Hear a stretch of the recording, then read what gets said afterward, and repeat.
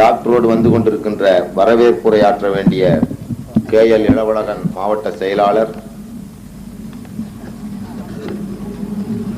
நிர்வாக குழு உறுப்பினர் மரியாதைக்குரிய திருமதி நிர்மலா ராஜன் அவர்கள் மற்றும் வரப்போகின்ற மனிதநேய பற்றாளர், நம்முடைய தோழரும் நம் இனத்துக்கு தக்க பாதுகாப்பு அளிப்பவருமான டாக்டர் ஐயா ராமதாஸ் அவர்களே, மற்றும் உள்ள ஜிகாத் கமிட்டியின் முன்னணி தோழர்களே, தொண்டர்களே, பாட்டாளி மக்கள் கட்சியின் முன்னணி தோழர்களே, தொண்டர்களே, இந்த பேரம் வன்னியர்களும் இஸ்லாமியர்களும் நாம ஒன்னா கூடி இந்த லொள்ளு பண்ற மார்வாடிகள் இந்த ஊர்ல இருந்து அடிச்சு துரத்துறதுக்கு எவ்வளவு நேரம் ஆயிடும்? அதுக்கப்புறம் இது சென்சிட்டிவ் ஏரியாவா இருக்காது. அதுக்கப்புறம் இந்த ஊர்ல கலவரம் இருக்காது. வேற இங்க யாரு கலவரம் பண்ண போறா? தொண்டர்களின் அணுகுமுறைகள்.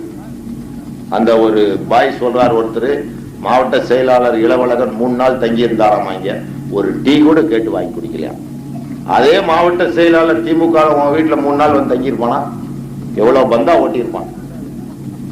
அவர் சொல்லும் போது எவ்வளவு எளிமையா, எவ்வளவு சந்தோஷமா இருக்கு. நம்ம கிட்ட அணுகுமுறையோடு இருக்காங்க.